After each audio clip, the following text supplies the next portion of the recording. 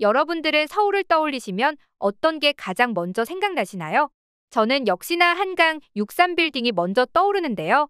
그런데 외국인들이 한국을 방문하면 꼭 방문해보는 코스가 바로 청계천이라고 합니다. 낮에는 데이트하는 커플들로 북적이고 저녁에는 회식하는 직장인들로 붐비는 청계천은 본격적인 여름이 시작되면서 더욱 인기라고 하는데요. 왜냐하면 시원한 물줄기가 더위를 식혀주기 때문이라고 합니다. 그런데 어느 선진국을 가더라도 개천이나 도시에 흐르는 물줄기가 청계천처럼 깨끗하게 잘 정비되어 있고 쾌적한 곳은 없다고 하는데요. 그 덕분에 청계천에는 백로, 외가리 등 조류들이 방문해 먹잇감 사냥을 즐기기도 하죠. 그렇다 보니 외국인들에게는 필수 방문 코스로 자리 잡은 것인데요. 외국인들은 청계천에서 발을 담그며 놀거나 심지어 몇몇 외국인들은 청계천에서 비키니의 일광욕을 즐기는 모습이 포착돼 화제가 되기도 했습니다. 무슨 일인지 자세히 알아보시죠. 한 카드 회사가 팬데믹 이전과 이후 외국인 관광객들의 소비 패턴을 비교한 자료를 발표했는데요. 그런데 깜짝 놀랄 만한 결과가 나왔습니다. 국내 관광지 주변에서 외국인 관광객의 외식업 이용액이 많은 곳이 청계천, 남산 서울타워, 청와대였기 때문입니다.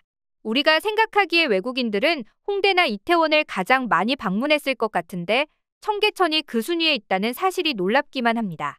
실제로 얼마 전 서울 지역에 호우주의보가 내린 날 청계천을 출입 통제한 적이 있었는데 그걸 바라보는 외국인들의 허망한 표정이 사진에 찍히기도 했죠. 그도 그럴 것이 미국에서 온 한 관광객은 도심에 흐르는 청계천을 신기해하며 부러워했는데요. 그 이유는 바로 도심에 이런 하천을 만들 수 있는 능력이 대단하기 때문이었습니다. 그렇다 보니 해외 커뮤니티 사이트에는 한국의 청계천이 사진과 함께 심심치 않게 올라오곤 합니다. 그런데 이런 청계천은 처음부터 있었던 것이 아닙니다. 과거에는 아스팔트와 콘크리트에 덮여져 있었는데요. 2005년 10월 1일 다시 복원에 들어갔고 이 복원은 성공적으로 이루어져 지금은 한국을 대표하는 상징이 되었죠. 그런데 외국인들이 청계천을 보며 놀라는 것은 도심 안에 강이 있기 때문만은 아니었습니다. 2주간 한국 여행 중이라고 밝힌 외국인 제이미 씨는 서울 도심 한복판에 강이 있다며 신기해하며 다가갔다는데요. 그녀는 곧 흐르는 강물을 보고 쏘스라치게 놀랄 수밖에 없었다고 합니다. 바로 물 아래에서 커다란 물고기들이 열심히 헤엄치고 있었기 때문인데요. 그녀는 태어나서 그렇게 큰 물고기는 처음 봤다. 도심 안에 강이 있는 것도 문화 충격인데 물고기까지 볼 수 있다니? 잉어라고 불리는 물고기를 비롯해 메기 등 다양한 물고기를 볼 수 있었다. 관리가 잘 되어 있어 보기가 좋았는데 물고기가 살 정도라니 물이 얼마나 깨끗한 건지 가늠이 안 된다라고 말하기도 했죠. 맞습니다. 실제로 청계천은 맑은 수질로도 많은 사람들의 감탄을 자아내고 있습니다. 현재 청계천은 중랑천과 한강에서 송사리와 잉어 등 다양한 어류들이 옮겨와 놀고 심지어 외가리까지 날아드는 친환경 하천이 되었는데요. 서울시는 청계천 전 구간에 걸쳐 청계천 생태계를 모니터링한 결과 총 468종의 동식물이 서식하고 있다고 발표했습니다. 심지어 청계천에는 깨끗한 물에서만 볼 수 있다는 은어까지 발견된 데에 이어 천연기념물인 황조롱이도 살고 있다고 했죠.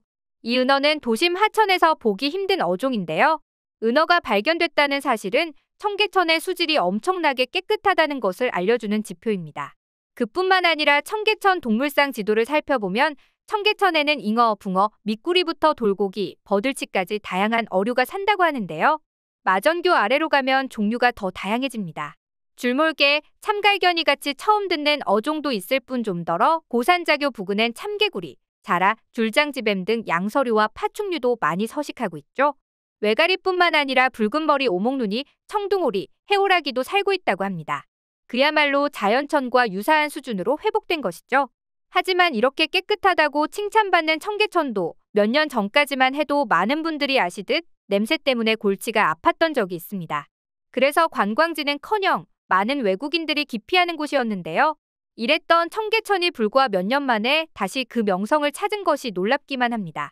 이에 팬데믹 전에 한번 방문했다가 팬데믹이 끝나고 다시 방문했다는 외국인들은 놀라움을 금치 못하고 있습니다.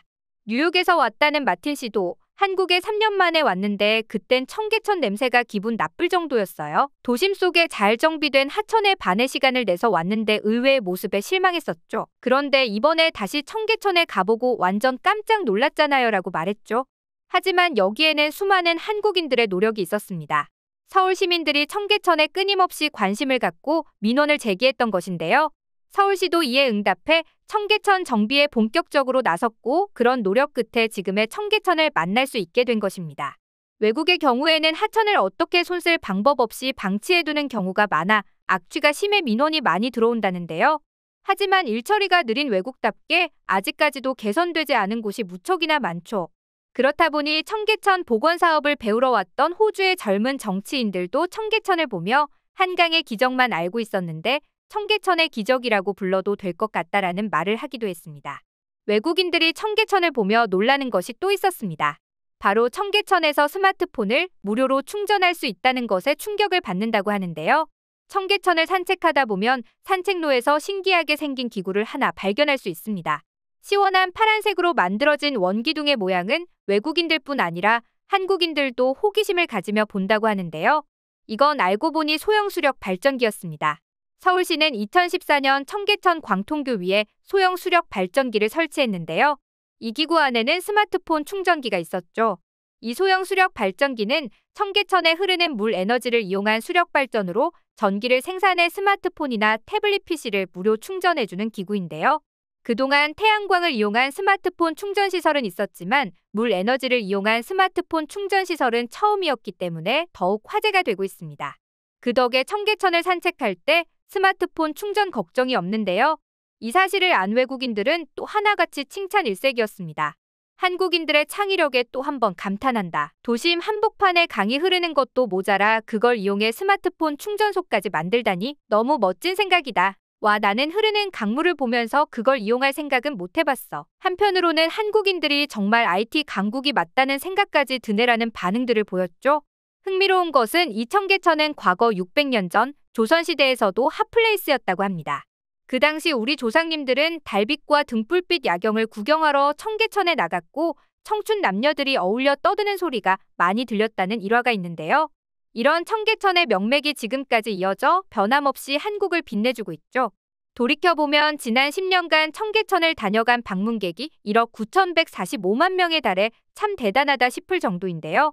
하루 평균 5만 4천 명, 연평균 1,800만 명의 내외국인이 즐겨 찾는데도 자연환경을 그대로 보존하고 있다는 사실은 더욱 놀랍습니다. 이 청계천이 생김으로 인해서 외국인들의 눈도 즐겁지만 한국 시민들의 질도 좋아졌다고 하는데요. 실제로 이 청계천 덕분에 주변의 대기질이 개선되었고 소음도 줄어들고 열섬 현상도 약화되었다고 하죠. 실제로 복원 전 청계천 주변 지역의 기온은 서울 평균보다 약 2.2도까지 높았으나 복원 후 1.3도 낮아졌다고 합니다. 그리고 오히려 교통도 더 좋아졌다고 하죠. 한여름 지친 하루의 끝에 청계천을 걷는 것만으로도 스트레스가 싹 풀리는 경험을 할 수 있는데요. 20년도 되지 않는 기간에 이렇게 하천을 복원시킨 것이 한국이라는 게 더욱 뿌듯하게만 느껴집니다. 아직 해외에서는 이런 경험을 하지 못했기 때문이죠.